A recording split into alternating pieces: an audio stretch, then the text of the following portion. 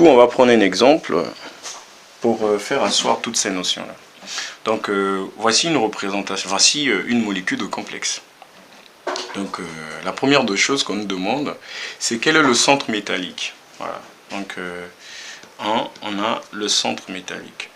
C'est-à-dire que on nous demande juste l'atome central. Parce qu'on sait que l'atome central, c'est un métal. C'est le centre métallique. Alors, c'est le zinc.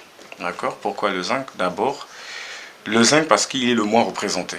Il est l'atome central ici parce qu'il est d'abord le moins représenté. Et on sait qu'il est un métal. C'est un élément du bloc D. Voilà. Donc vous voyez que l'atome central, c'est un centre qui est métallique. Donc c'est l'atome le moins représenté. Dans les cas de complexe, il sera toujours un métal.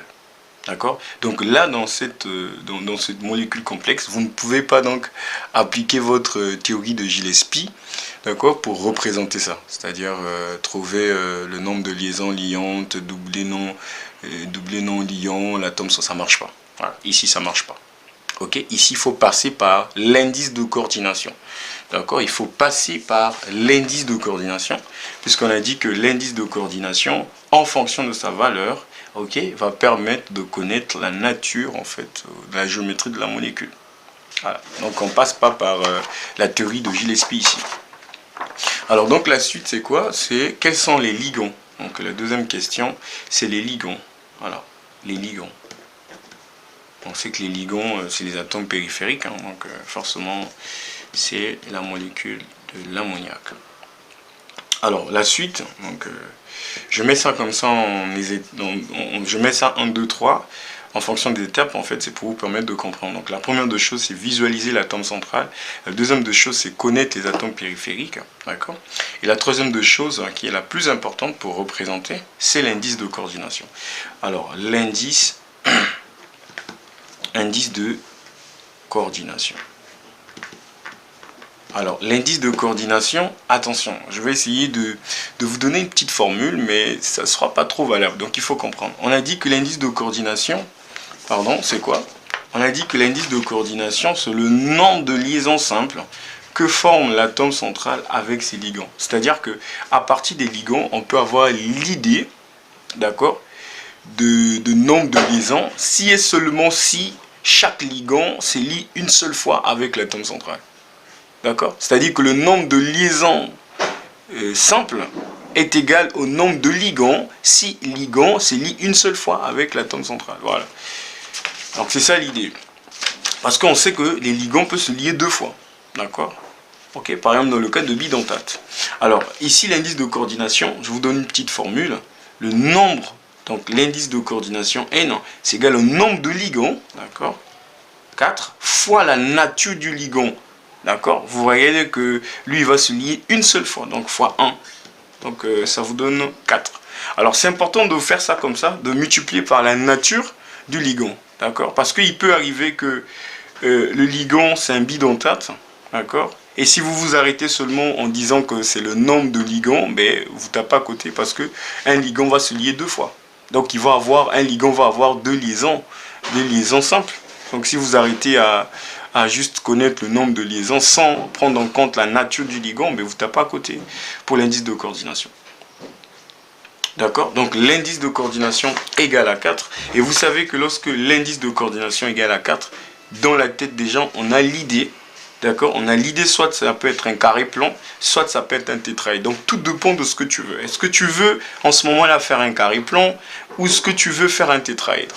Alors on va aller avec l'idée que c'est un carré plan. Alors si c'est un carré plan, je sais que l'atome central, donc je dis déjà que c'est un carré plan, donc je mets ça déjà quelque part que c'est un carré plan, et je sais que l'atome central, d'accord, il va m'apporter des cases vides de S, P, donc deux cases de P, et une case de quoi? De D. Voilà, ça je mets ça à côté, je sais ce qui va se passer. Voilà, c'est ce raisonnement que vous devez avoir lors de la résolution des exercices de complexe.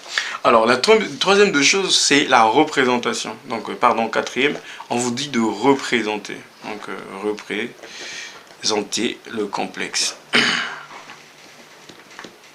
Alors, représenter le complexe, ici, il faut d'abord connaître le degré d'oxydation de l'atome central. Alors, pourquoi? Parce que on sait que les métaux sont des donneurs par excellence, ce sont des réducteurs, d'accord? Ils donnent des électrons. Donc il faut connaître le nombre d'électrons que l'atome central a donné. C'est comme ça que ça marche. Les atomes, qu'on appelle des métaux, sont des donneurs par excellence, ce sont des réducteurs. Donc il faut forcément connaître le degré d'oxydation de ce métal, c'est obligatoire. D'accord? Donc ici, on va donc trouver le degré d'oxydation. Vous savez que le degré d'oxydation d'une molécule qui est chargée est égal à la charge. Voilà, c'est tout. Donc, degré d'oxydation d'une molécule qui est chargée, vous voyez bien que c'est chargé, mais c'est égal à la charge. Donc, degré d'oxydation, d'accord, degré d'oxydation de toute la molécule, hein, c'est N, NH3, 4, ben, c'est égal à ben, plus 2. Voilà, donc là, ici, on commence d'abord par trouver le degré d'oxydation de l'atome central, obligatoire. Parce qu'on sait que l'atome central, c'est un métal, hein, donc c'est un donneur par excellence. Donc il faut connaître le nombre d'électrons qu'il a donné. Il peut donner 2, il peut donner 1, il peut donner 3, il peut donner 4, il peut s'oxyder en donnant 1, 2, donc tout dépend. Donc il faut toujours, pour représenter, trouver le degré d'oxydation. Alors le degré d'oxydation d'une molécule, c'est la somme des degrés d'oxydation de chaque atome, donc de chaque molécule, de chaque composant, voilà, on va dire ça comme ça. Donc ici, on aura degré d'oxydation du zinc, plus 4 fois le degré d'oxydation, d'accord, de l'ammoniac, d'accord, est égal à plus 2. Donc on y va. Le degré d'oxydation de l'ammoniac, c'est 0. Vous regardez que c'est la valeur qui est à l'exposant ici, c'est une molécule. Hein. Vous voyez, c'est 0, il n'y a rien ici, c'est 0. Donc le degré d'oxydation d'une molécule qui n'est pas chargée, ben, c'est 0. Voilà. Donc là, c'est 0. 4 fois 0, ça fera 0. Donc le degré d'oxydation du zinc est égal à plus 2. Voilà. Donc le zinc ici, il s'oxyde en 2+. Donc il a perdu 2 électrons. Alors, donc, la chose qui vient après, c'est donner la configuration. Donc, le zinc, c'est Z égale à 30, on y va. NS carré, 2S carré, 2P, 6, 3S carré, d'accord, 3P, 6, donc 4S carré, 3D, d'accord, on y va. Donc, ça fait 10. 10, d'accord, ça fait 10. Ici, ça fait, voilà. Ça fait aussi 10, ça fait 20. Donc, 10 puissance B10. Voilà. Voilà, 10 puissance 10. D'accord, regardez. Donc, là, on a 10. D'accord, là, on a 10. Plus 10, ça fait 20. Plus 10, ça fait 30. D'accord.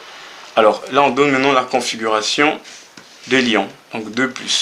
Donc, ça sera la même chose, mais au niveau de la couche externe. Parce que il va perdre les électrons au niveau de la couche externe. Parce que les électrons qui sont plus proches du noyau, mais ne sont pas les électrons qu'on peut arracher facilement. Donc on arrache les électrons qui sont plus externes. Donc la couche externe ici, c'est 4S, 3D, 10. D'accord?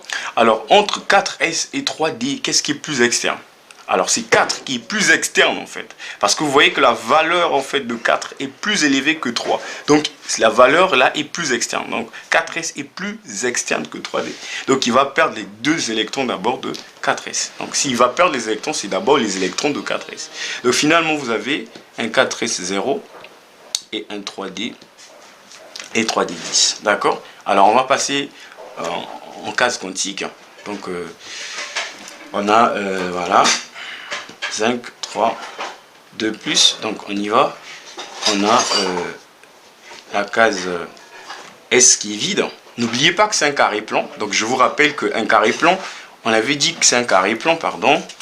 Il va faire appel à un S vide, à 2P vide et un D vide. Donc deux cases de P vide et une case de D vide.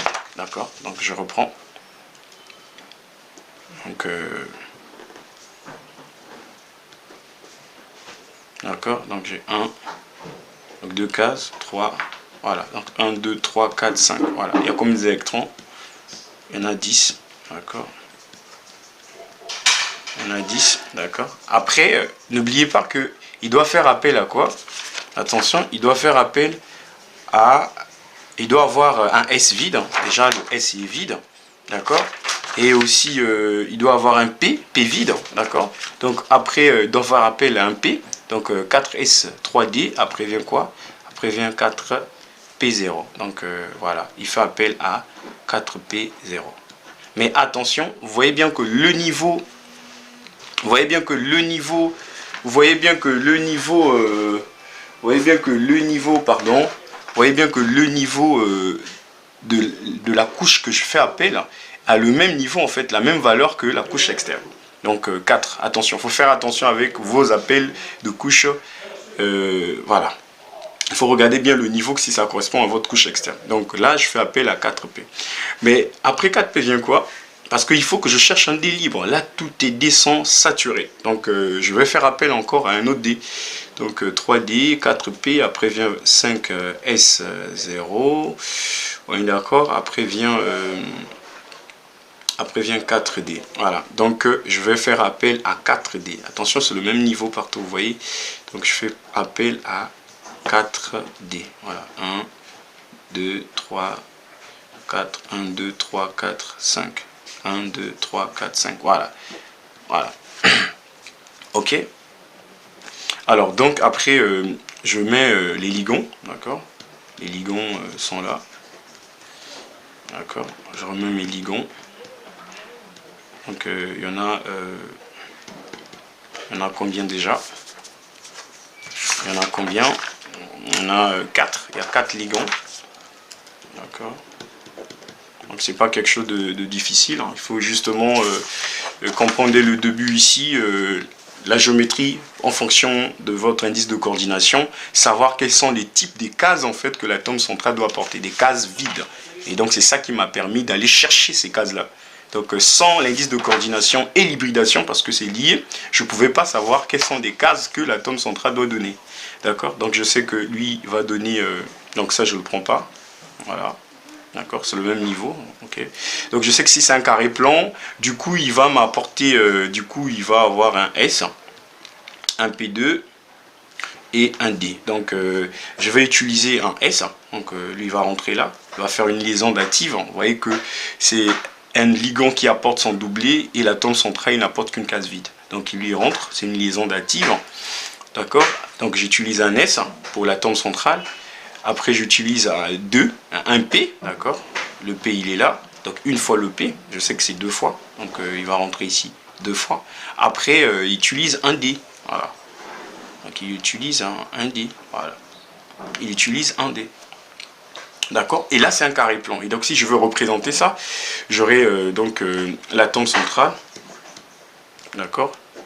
Lié avec l'ammoniac ici de ce côté. Encore là, d'accord, voilà, voilà, et là, vous remettez votre charge de 2 parts, c'est combien? C'est 2 plus, voilà, on a 2 plus. Alors, quel est l'effet attendu? Vous venez, vous regardez sur l'atome central, est-ce qu'il y a au moins un électron célibataire? Ben, il n'y en a pas, tous les électrons sont appariés. Et donc l'effet attendu, c'est un dia. Donc c'est l'effet diamagnétique. Voilà, c'est tout simple. Voilà. Donc ici, lorsque l'indice de coordination est égal à 4, attention, on peut soit faire un carré plan, vous voyez que ça marche, ou soit un tétraèdre. Alors, un tétraèdre aussi devait marcher. D'accord, ça devait marcher. Ok. On devait juste faire appel à quoi? On devait juste faire appel à un 4P. D'accord. On devait s'arrêter seulement à un 4P. Donc du genre, on aura maintenant... parce qu'avec avec un tétraèdre, vous avez un S et un 3P. Donc vous allez utiliser une case vide de l'atome central de S et 3 cases vides de l'atome central de P. D'accord. Donc on devait juste faire appel à, dans le cas de tétraèdre. Donc tout dépend de ton choix. Ben, attention, pas tout dépend. Bon, oui, il y a 2 fois où ça dépend de ton choix. Mais il faut tenir aussi en compte l'effet diamagnétique. Parce que il peut arriver que le carré plan nous donne un effet diamagnétique et que le tétraèdre donne l'effet paramagnétique. Donc il faut aussi tenir compte de la nature de l'effet. C'est important. Ça peut nous permettre de trancher dans ce cas-là lorsque n égale à 4. Voilà. C'est un peu difficile généralement de savoir si c'est un carré point un tétraèdre lorsque n égale à 4. Mais l'effet attendu, ça peut te permettre de savoir si c'est un diamagnétique ou un paramagnétique. Voilà. Donc, c'est pas quelque chose de difficile. Donc, la première des choses, c'est connaître le centre métallique. Deuxième des choses, c'est de savoir les ligands. D'accord. Le centre métallique, c'est l'atome central, c'est-à-dire le moins représenté. Voilà, c'est forcément un métal, un élément du bloc D. Donc, c'est pas difficile. Et aussi, la troisième étape, c'est connaître l'indice de coordination. Alors là, c'est quand même important. L'indice de coordination, par définition, c'est le nombre de liaisons que l'atome central fait avec ses ligands. Donc, si on connaît le nombre de ligands, on peut estimer, on peut connaître, d'accord? On peut connaître l'indice de coordination. On peut connaître le nombre de liaisons simples. Mais attention, il faut toujours tenir compte aussi par la nature, en fait, du ligand. Alors, lui, c'est un monodentate. D'accord? Ça veut dire que le nombre de ligands, voilà, le nombre de ligands correspond au nombre de liaisons simples. Voilà. Dans le cas où le ligand est un monodentate. Mais ce n'est pas toujours vrai parce qu'il peut arriver qu'il y ait un bidentate. Donc si vous partez avec l'idée seulement que le nombre de ligands est égal au nombre de liaisons simples, ben, ça sera dans d'autres cas faux. Donc il faut toujours multiplier par la nature. Donc le nombre de ligands fois la nature du ligand. Si c'est un bidentate fois 2. D'accord? Alors on va prendre un autre exemple. Vite. D'accord, c'est pour essayer de voir si c'est clair. Donc on va prendre le cuivre. Cl4, d'accord. 2-. Voilà. Alors, on y va. Donc la première des choses, c'est le centre métallique. Centre métallique, ça ne change pas. C'est le cuivre, c'est l'élément le moins représenté. Son indice c'est 1. Donc on y va. Les ligands. Quels sont les ligands? On sait que les ligands, c'est le Cl, d'accord. L'indice de coordination, voilà. Indice de coordination, d'accord. Alors l'indice de coordination est non, c'est égal au nombre de ligands, 4, fois la nature du ligand. Alors lui c'est un monodentate, d'accord. Donc ça veut dire que c'est 4. Lui c'est un monodentate, ça veut dire que c'est 4, d'accord. D'accord, il y en a dans le cours, voilà. Donc voilà, ça donne 4. Et la la chose qui vient après, c'est la représentation. Alors, lorsque l'indice de coordination donne 4, attention, on sait déjà la nature. Donc soit ça peut être un carré plan, soit ça peut être un tétraèdre. Mais là, on va aller avec l'idée que c'est un tétraèdre, d'accord? On ne nous a pas obligé, d'accord? Il n'y a pas d'effet qui va nous permettre de savoir. Donc on va, puisque indice égale à 4, donc c'est un tétraèdre ou un carré plan. Mais on va avec l'idée que c'est un tétraèdre. Alors les cases libres, vous avez un sp3. Voilà, donc c'est-à-dire que l'atome central, il apporte ces types de cases-là vides. D'accord? Alors, représentation. Alors, il faut passer par le degré, toujours le degré d'oxydation. Voilà, parce qu'on avait dit, des métaux sont des donneurs par excellence. Ce sont des réducteurs, ils donnent des électrons. D'accord? Donc, il faut connaître le degré d'oxydation du cuivre. Alors, le cuivre, donc le degré d'oxydation ici de cette molécule, voilà, puisqu'elle est chargée, c'est égal à la charge, on y va. Alors, le degré d'oxydation du cuivre, plus 4 fois le degré d'oxydation du chlore, égal à moins 2. Alors, le degré d'oxydation du chlore, tous les halogènes s'oxydent en moins 1, donc ça c'est clair. Donc, on sait que les halogènes s'oxydent en moins 1. Donc, on aura N0, cuivre, d'accord, égal à moins 4, moins 2. Donc, finalement, N0 de cuivre serait égal à, donc à 2, à plus 2, c'est-à-dire que 4 passe de l'autre côté, ça fera donc plus 2.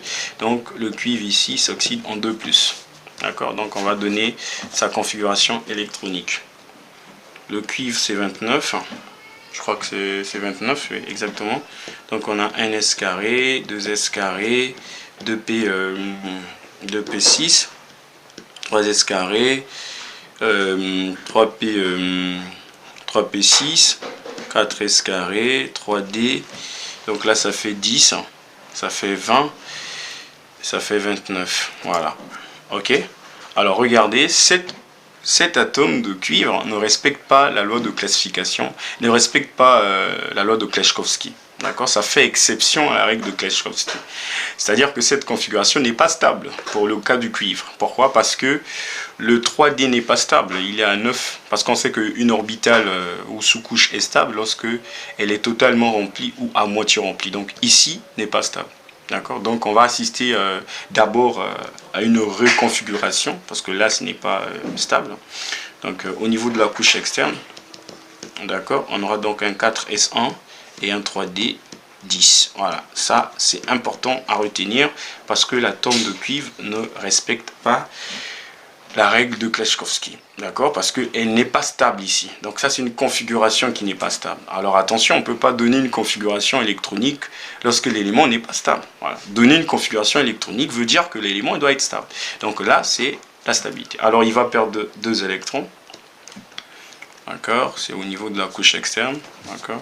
Donc là déjà au niveau de 4S il perd 1. Et puis au niveau de D il va perdre 1 électron. Donc on aura 4S 0, 3, 2, 9. D'abord ça commence au niveau de 4 parce que 4 est plus externe. Donc voilà. Donc voilà. 29, 2 plus. Alors on a la couche externe. On a dit que c'est 4S0, 3, 2, 9. J'espère que c'est clair. Alors, 4S0, 3D. On a 1, 2, voilà, 1, 2, 3, voilà. Donc on a 9, 1, 2, 3, 4, 5, 6, 7, 8, 9. D'accord? Alors l'idée c'est faire un tétraèdre, d'accord? Donc avec un tétraèdre, on doit faire appel à quoi? On doit avoir un S au niveau de l'atome central vide et un 3P vide, d'accord? Donc on fait appel à un P, pardon. Alors ici, après 3D vient quoi? Ben 4P, 0, voilà. Le même niveau, attention, le même niveau.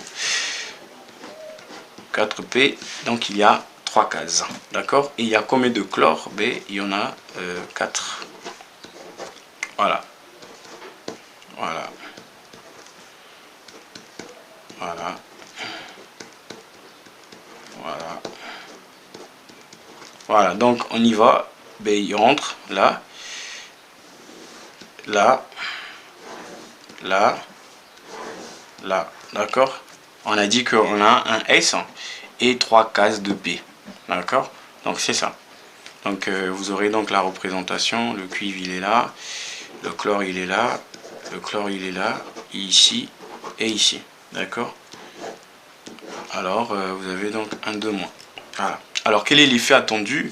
Alors regardez sur l'atome central, il y a au moins un électron célibataire. Au moins un électron célibataire.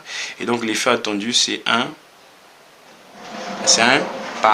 voilà, paramagnétique. Voilà. Donc l'effet attendu c'est paramagnétique. D'accord? Donc voilà.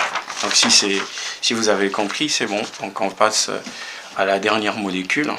D'accord? Il faut faire un peu vite parce que la caméra a coupé. Donc on prend le nickel, le EN, d'accord, le 3, il y en a 3 et on a 2 plus. Donc la première des choses c'est le centre métallique. Centre métallique, c'est le nickel, ok. D'accord, le nickel. Le ligand, d'accord, c'est le EN, d'accord. Indice de coordination, indice de coordination. Alors attention, l'indice de coordination qui est le N, on avait dit que c'est égal à le nombre de ligands, attention. Mais si vous arrêtez dans ce cas-là le nombre de ligands, ça va être faux. Parce que le ligand c'est un bidentate, c'est-à-dire que 1, ici ça veut pas. Ici, vous avez dit que le nombre d'indices de coordination c'est 3, c'est-à-dire qu'il y a juste 3 liaisons simples que l'atome central fait avec les ligands, alors que c'est faux. Pourquoi? Parce que un ligand, ben, il fait 2 fois de liaisons simples. Donc, si vous avez 3, ça fera 6. C'est pourquoi on vous dit qu'il faut toujours multiplier par la nature du ligand. Alors, lui, on sait que c'est EN, c'est un éthène-diamine. Il est bidentate. Donc, on multiplie par 2, ça donne 6. Alors, 6, ça veut dire que c'est un octaèdre. D'accord? Alors, le type de case quantique que l'atome central doit donner, un S, 3 et un 2D. Voilà. D'accord? Alors, après la représentation. Donc, c'est pas quelque chose de difficile, même là. D'accord? Alors, passez toujours par le degré d'oxydation. Pourquoi? Parce que les métaux sont des réducteurs par excellence. Ils perdent des électrons. Voilà, voilà. De l'atome central. Toujours de l'atome central. Parce qu'il n'y a que ça. C'est lui le métal. D'accord? Donc on y va.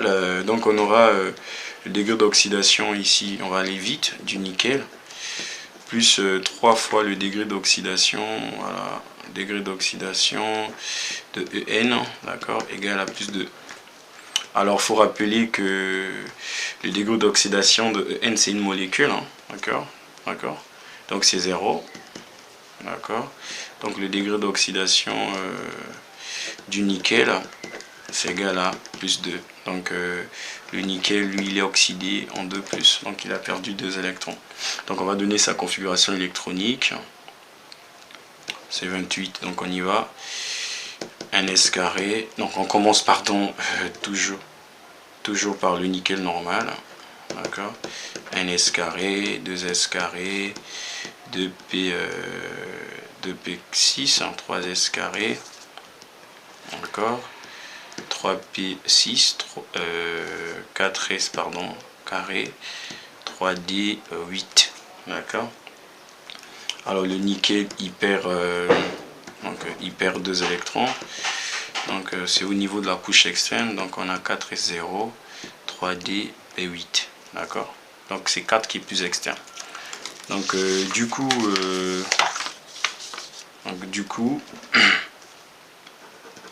donc 28 de plus.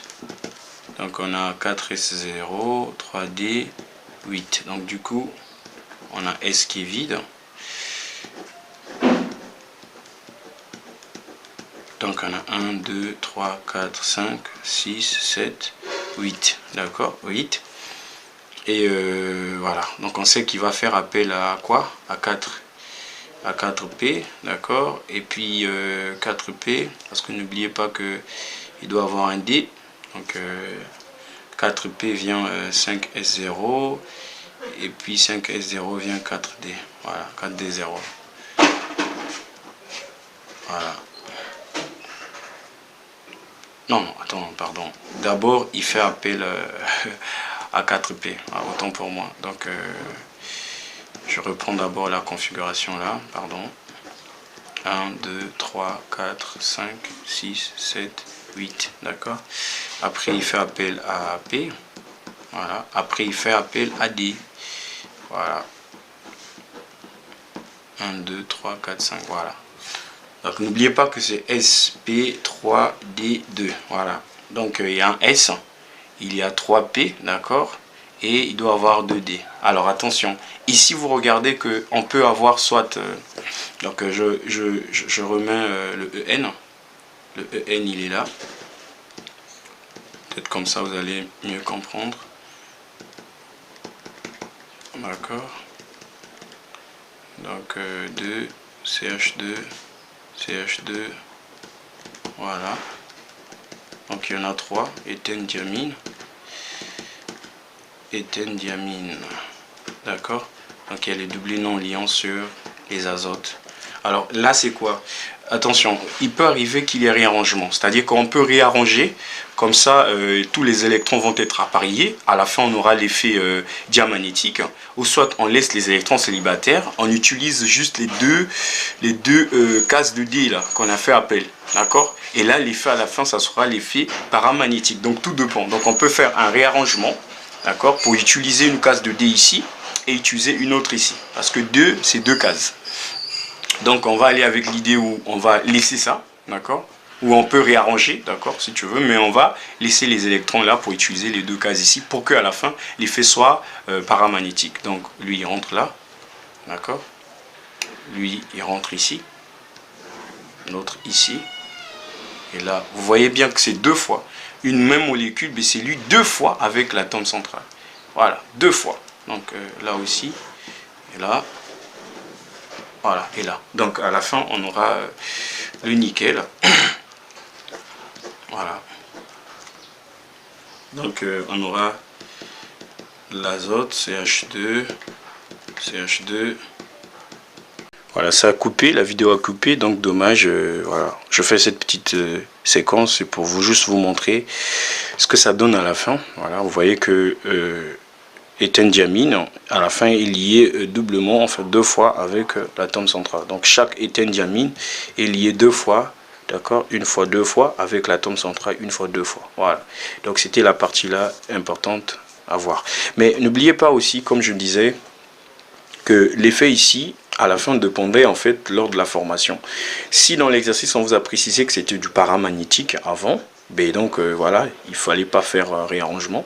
Mais si c'était diamagnétique, ici, on était obligé de faire un réarrangement. C'est-à-dire que l'électron, il devait passer là. Comme ça, on devait utiliser une case de D là et utiliser l'autre case de l'autre D de ce côté. D'accord? J'espère que vous avez compris. Donc n'hésitez pas à partager cette vidéo à des amis à la fac pour essayer de les aider à comprendre ce chapitre sur les molécules complexes. Merci beaucoup. On se dit prochainement.